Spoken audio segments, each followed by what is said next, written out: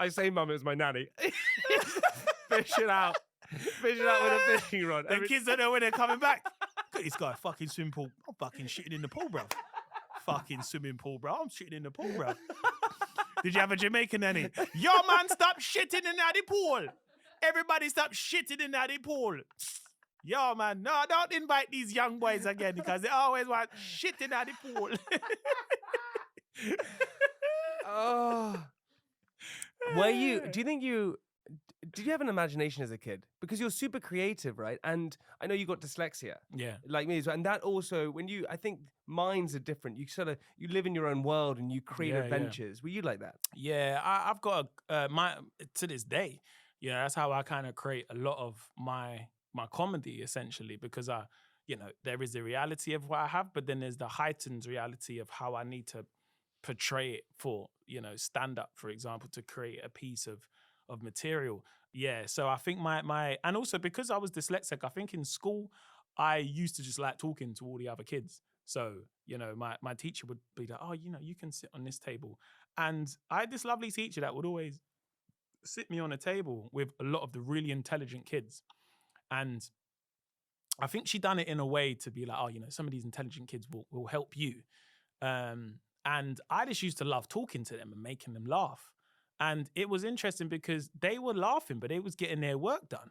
And I was like, yeah. And then the teacher said, okay, everyone, can go. No, you need to stay behind and you need to copy the work on the board.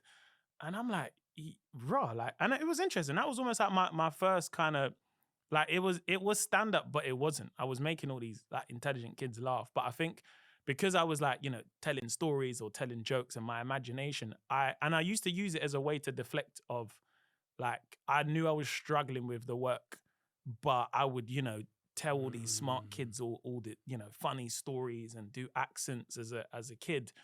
That lets my imagination run wild. And it was a way of just deflecting of the work that I wasn't able to do because I was struggling. Do you know what I mean? Oh man, I totally get that. Because as kids, all we want is validation, right? Yeah, all the time. Yeah. And if you're not getting, and it's so weird. I think life has changed a little bit. I hope it has. But it was all about work. Where if you were at school, if you weren't good at work, especially in lots of schools, and sport also, if you didn't have access to sport, it's just about work. And if you're not good at that, you're an outcast. Yeah. That's where you go. So you have to find a way to fit in. Yeah.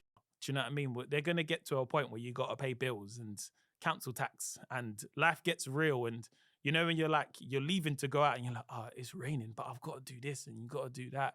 And I believe that, let them hang on to their daydreaming in their imaginary world as long as possible to kind of hone in on bringing their real side out. Man, 100%. What happens as we get older is we get these responsibilities and life becomes life. And it's fucking hard. This is it.